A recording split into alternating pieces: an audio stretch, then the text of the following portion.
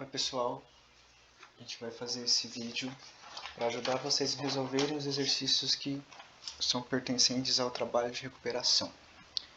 Do 1 ao 4 a gente já fez em sala de aula juntos, né? Só para recapitular, o exercício 1 ficou a letra B, o exercício 2 a letra D, o terceiro exercício B e o quarto B também.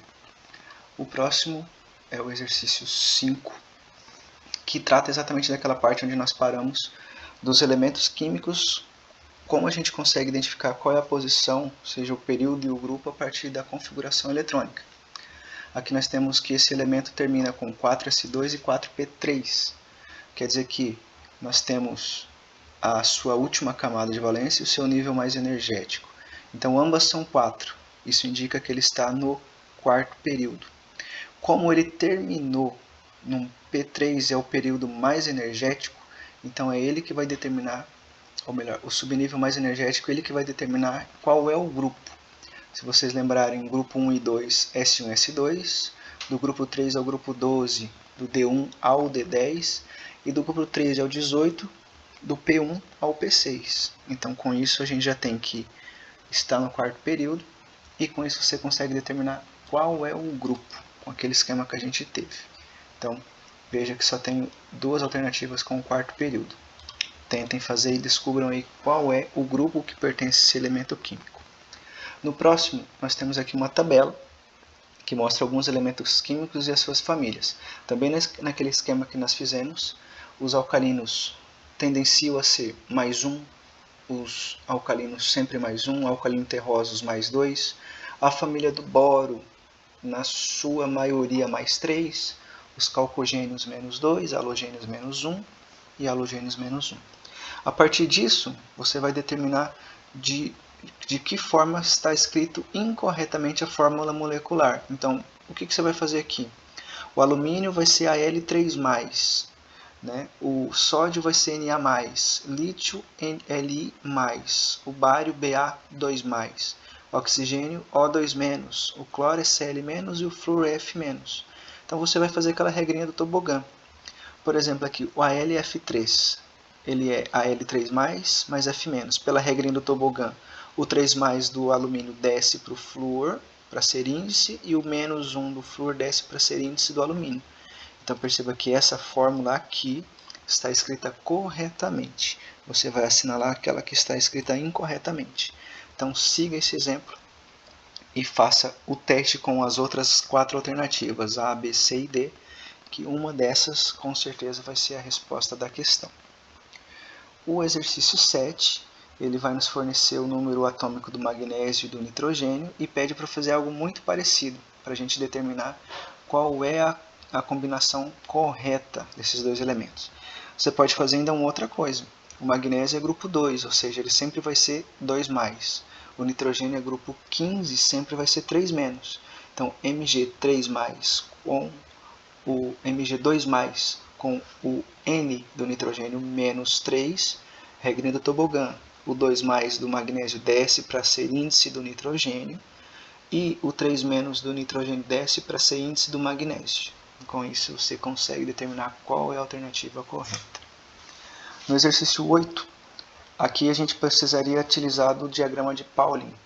O elemento X tem apenas 1 de número atômico, então 1s1. O elemento Y possui um número atômico 17, então você vai fazer a distribuição 1s1, 2s2, até terminar todos esses 17 elétrons e vai verificar qual é a configuração final. Eu posso te adiantar que a configuração final é que ele vai ter 7 elétrons na camada de valência. Isso quer dizer que falta 1 para ele ficar totalmente neutro. Então quer dizer que esse 1 que falta diz que esse Y ele vai ser Y-, e o X vai ser X+. De novo, aplica a regrinha do tobogã e determina qual é a resposta certa. No exercício 9, nós temos aquela figura onde nós temos alguns dos gases da atmosfera, que é em cima deles que a gente vai trabalhar para responder essa tabela. Aqui na tabela nós temos os 3, a água, H2O, a amônia, que é o NH3, e o metano, que é o CH4. Fórmula molecular de cada um é essa. Qual é a fórmula eletrônica? É aquela com os elétrons em volta de cada um. para lembrar, cada hidrogênio tem 1 elétron, cada oxigênio tem 6, cada nitrogênio tem 5, cada carbono tem 4. Feita essa fórmula eletrônica, você vai determinar a fórmula estrutural, ou seja, simplesmente substituir o par de elétron compartilhado por um traço, que é a ligação. Então a água, como os oxigênios, como nós temos H2O, o oxigênio fica no meio e os oxigênios e os hidrogênios ficam nas laterais. A amônia, o nitrogênio fica no meio e os hidrogênios ficam mais embaixo.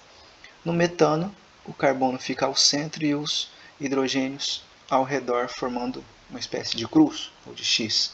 E daí você vai dizer quantos pares de elétrons foram compartilhados, ou seja, aqueles que você fez a ligação, o traço, na fórmula estrutural, cada traço é um par. Então, por exemplo, vou te dar a resposta no exercício aqui da água, fórmula molecular H2O, a fórmula eletrônica, o oxigênio, vai sobrar 2 pares de elétrons não compartilhados em cima e um par embaixo que vai se ligar ao elétron de cada hidrogênio.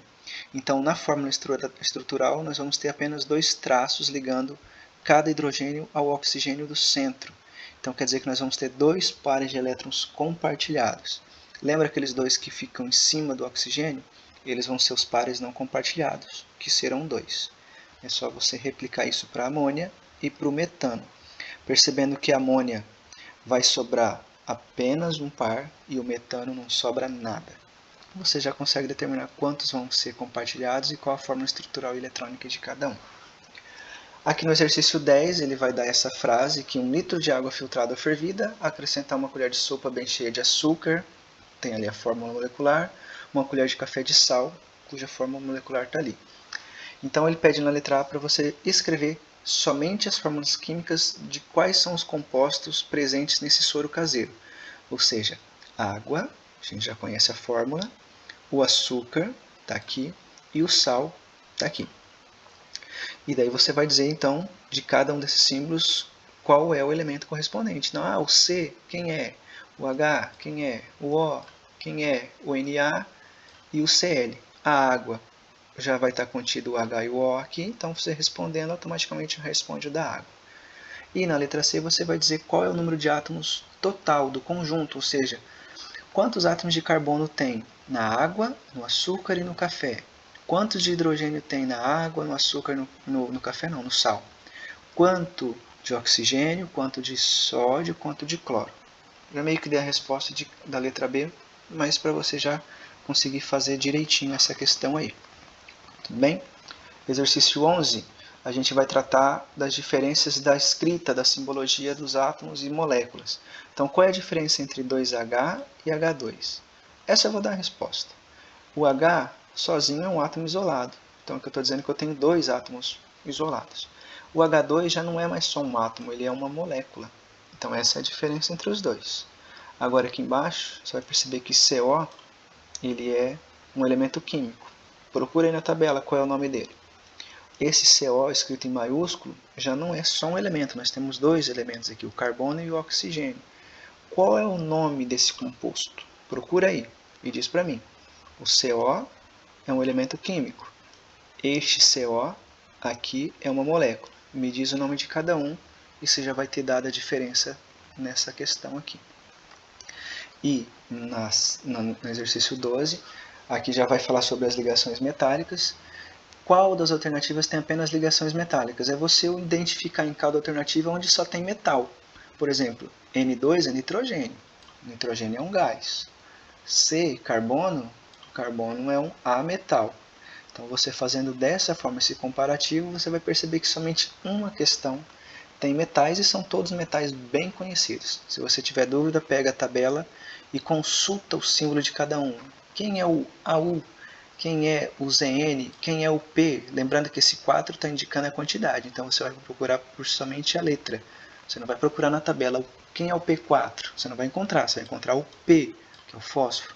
Faz isso e você vai encontrar a única alternativa que só tem metais. Aqui na 13 já fala sobre a alotropia, principalmente a alotropia do carbono, falando sobre a grafite. Você sabe que o grafite, que você usa no lápis, na lapiseira, ele é extremamente quebradiço, ele é macio, então quer dizer que ele não serve para cortar ou para riscar ou mesmo para furar seria um caso de uma broca. Então, a partir disso, você já consegue determinar qual é a única alternativa correta. Só uma dica que já está dada até no enunciado é que ele é ótimo condutor elétrico. Se ele é ótimo condutor elétrico, automaticamente ele vai estar presente em alguma coisa de eletricidade, né? Pilha, bateria, lâmpada, alguma coisa nesse sentido. Faz isso e você consegue identificar a resposta. No 14 vai falar sobre o gelo seco. A gente já fez essa questão antes, você deve se lembrar. O gelo seco nada mais é do que dióxido de carbono, CO2, o gás carbônico no estado sólido. E ele começa a evaporar. Você vai perceber então que ele passa do estado sólido direto para o estado gasoso. E eu quero saber o porquê que ele é chamado de gelo seco no estado sólido. É uma resposta bem simples mesmo. Você vai pensar no gelo seco, vai imaginar o que está acontecendo com ele, e essa vai ser a resposta. Ele é bem lógico e bem direto mesmo a resposta dessa questão. Na letra B você vai fazer a geometria molecular da água, que você já fez lá atrás, inclusive, e o CO2. Perceba que o C faz 4 ligações, então a partir dele, no centro, você vai fazer 2 ligações, cada um com oxigênio. Então, um oxigênio em uma extremidade, 2 ligações, outro em outra extremidade, outras 2 ligações. E você vai me dizer qual o tipo de geometria da água e qual o tipo de geometria do CO2. Essa já é praticamente a justificativa dessa resposta. No 15, aqui nós temos que você vai dizer se a ligação é do tipo polar ou apolar, simples, dupla ou tripla. Aqui está falando sobre o gás cloro. Lembra que o gás, todo gás, ele é formado por uma molécula diatômica, ou seja, 2 átomos de um determinado composto. Como eu estou falando do cloro, eu estou falando de um Cl2. Então, é ligação entre apenas 2 cloros. Você vai lembrar que o cloro é do grupo 17, que é halogênio. Falta só um elétron para ele ter 8 e ficar totalmente estável. Então quer dizer que cada cloro só precisa de um elétron, ou seja, uma ligaçãozinha entre eles já é o suficiente. E os dois são exatamente o mesmo átomo, o mesmo elemento químico. Então não tem como eu dizer, o cloro da direita é o positivo, da esquerda é o negativo. Se os dois são iguais, eles não podem assumir essa função. Então, quando não tem um polo, é apolar. Se tiver um polo, é polar. Então você já vai conseguir identificar qual é a alternativa correta aqui. Na 16, você pode até dar uma olhada na apostila, vai me dizer quais são as principais interações intermoleculares. Lá na apostila nós vamos ter 4, mas você pode citar ali apenas 3 delas, né? Que são aquelas 2 dipolos, aquela que tem a ver com hidrogênio e uma que tem a ver com íon também. Você vai dizer o que cada uma consiste. Vou dar um exemplo, vou dar uma resposta. A ligação, ou melhor, a interação do tipo íon induzido, a dipolo induzido. O que consiste ela? Ela consiste entre moléculas que são polares, ou seja, ela vai ter polo positivo e negativo, então elas vão ser automaticamente permanente. Eu falei sobre induzido, mas essa é permanente. Elas vão ficar permanentemente ligadas, ou seja, o polo negativo vai atrair o positivo e vice-versa. Então vou repetir da maneira correta. Dipolo permanente entre moléculas polares, onde o polo positivo atrai o negativo. É isso.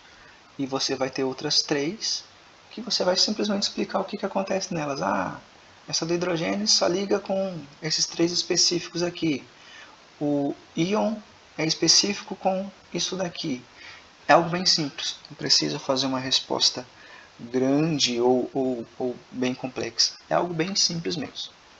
No exercício 17, nós vamos analisar cada um dos compostos e primeira coisa é determinar qual é o tipo da geometria deles. Perceba que do CO2 você já disse lá atrás qual é, né? O da amônia, você já fez um desenho lá atrás, já dá para perceber que ela sobra um par de elétrons e faz 3 ligações com o hidrogênio. Então, ó, uma dica. O SO2 é muito parecido com o que a água faz, ou geometria da água. Esse CH3 3 vezes quer dizer que eu tenho esse átomo, esse elemento químico átomo aqui do boro no centro e 3 CH3 em cada extremidade, ou seja, ele vai formar um triângulo, certo? A partir disso você vai analisar em cada uma delas o que está acontecendo aqui. Então perceba, aqui nós temos um carbono com oxigênio. Isso é uma ligação de hidrogênio, de polo permanente ou induzido. Só para lembrar, permanente acontece entre polares, induzido entre apolares, tipo de ligação, certo? E a ligação, bem específica, o hidrogênio só se liga com outros 3 elementos, que você deve lembrar muito bem quais são. Só tem uma alternativa. E outro detalhe é que se você conseguiu determinar onde, ou melhor, qual é o tipo certinho dessa molécula, o CO2, ela tem um arranjo tal e ela forma esse composto tal. Você vai conseguir determinar automaticamente qual alternativa é a correta. Já nessa última, na 18, antepenúltima, qual é a diferença entre a destilação simples e a fracionada? Que elas se baseiam em temperatura de ebulição nas diferenças dos pontos de ebulição, isso a gente já sabe. Mas qual é a diferença? Uma separa o que da outra que não separa isso. Dá um exemplo, a destilação simples poderia separar, por exemplo, isso e isso. A fracionada separa isso e isso, ou determinada substância. É isso que você vai fazer. Essa desdobra nessa próxima que vai falar sobre o petróleo. Então aqui nós temos algumas características do petróleo, por exemplo, ele é um líquido viscoso, ele é escuro, ele tem uma densidade menor que a água, por exemplo, ele não é solúvel em água, ele tem diferentes pontos de ebulição por onde são retiradas as frações, as partes que derivam do petróleo, como gasolina, querosene, GLP, óleo diesel e por aí vai. Em cima dessas proposições é que você vai dizer quais são. E detalhe, se você citar um exemplo correto na 18, automaticamente você vai saber em qual das separações aqui o petróleo se encaixa melhor. E para finalizar, a gente vai fazer duas de balanceamento. Na 20, você mesmo vai fazer o balanceamento. No que consiste o balanceamento? Eu sei que essa é a questão mais difícil, mas eu queria que vocês tentassem. Você vai contar quantos hidrogênios eu tenho de um lado, quantos eu tenho do outro, quantos cloros tem de um lado e quanto tem do outro, seja no reagente ou no produto, e vai deixar os dois com a mesma quantidade. Olha o exemplo e resposta da letra A. Tenho 2 hidrogênios aqui e apenas um lá. Então quer dizer que se aqui tem 2, lá que tem que ter 2 também. Então eu vou colocar o número 2 aqui. Então 2 hidrogênios e 2 hidrogênios. Então aqui eu vou colocar 1. Balanceei essa parte. Então se eu coloquei um 2 aqui, eu estou dizendo que tem 2 cloros no lado do produto. Se tem 2 cloros lá, eu vou ver que aqui já tem 2. Então eu posso deixar em branco, se eu quiser, eu posso colocar o número 1 aqui e registrar e finalizar esse balanceamento. Lembra, tem aquele macete. Começa olhando os metais, os ametais, o carbono, o hidrogênio e depois o oxigênio. Aquele macetezinho macho. Então aqui no caso eu vou te ajudar. Magnésio é o metal, começa por ele. O nitrogênio é a metal, passa para ele depois. O hidrogênio na sequência e finaliza, se precisar, conferindo os oxigênios. Aqui embaixo não tem o metal e nem a metal, então já começa com o carbono. Compara o carbono, faz o balanceamento, depois compara o hidrogênio e termina com o oxigênio. Na letra D, o sódio é metal, olha só, tem 2 aqui, tem sódio lá somente 1, já sabe o que fazer. O cloro é a metal, ele é o próximo. O carbono está aqui, é o próximo que você vai olhar, depois o hidrogênio e o oxigênio. Então perceba, já fica algumas dicas. Tem apenas um sódio, lá tem 1. Tem 2, lá tem 1. Então balanceia aqui primeiro. Quando você balancear aqui, automaticamente você vai alterar a quantidade de cloro. Alterando a quantidade de cloro, você altera já a quantidade de hidrogênio, que falta balancear aquele. E aqui automaticamente, quando tiver balanceado essa parte do carbonato, você já consegue balancear a parte do dióxido. E essa última, você vai dizer se na letra A, B, C e D, se estão balanceadas ou não. Então olha um exemplo. Essa primeira aqui, 1C3H8 mais 5O2 forma 3CO2 mais 4H2O. Então olha só, 3 carbonos, 3 carbonos. 8 oxigênios, 4 vezes 2, 8 oxigênios. 5 vezes 2, 10 oxigênios. Desculpa, aqui é 8 hidrogênios, 8 hidrogênios. 5 vezes 2, 10 oxigênios. 3 vezes 2, 6. Com 4 vezes 1, 4, ou seja, 10 oxigênios. Então essa aqui está balanceada. Faz um xizinho no sim. Aí você vai comparar se a B está balanceada ou não, se a C está balanceada ou não, e se a D está balanceada ou não. A dica é, eu tenho duas devidamente balanceadas e 2 que não estão balanceadas. tentem fazer e se tiver dúvida, vão me procurando ou a gente já tira essa dúvida na próxima aula.